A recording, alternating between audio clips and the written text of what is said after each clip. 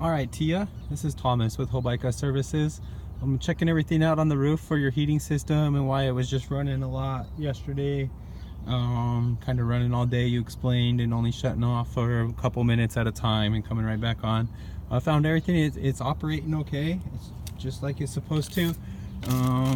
This is definitely concerning here on the blower motor, all up in the housing and everything here is a heavy accumulation of some type of growth. I don't know what kind of growth that is. I do know that it shouldn't be there. It should be cleaned out.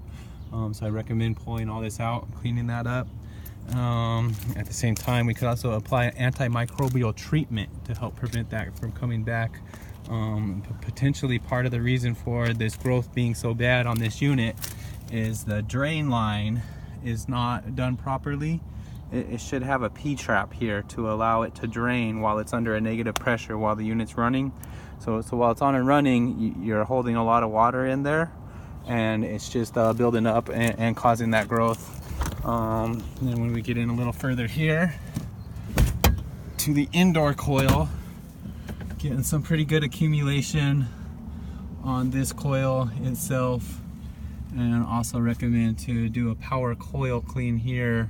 And I would put some of that antimicrobial treatment there too, just to help keep anything from growing there. And one additional item is your outdoor fan capacitor here.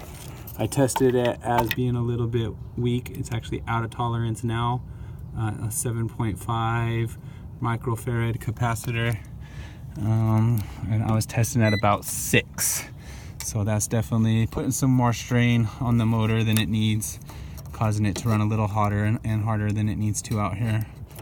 And see if I can get my leads on there.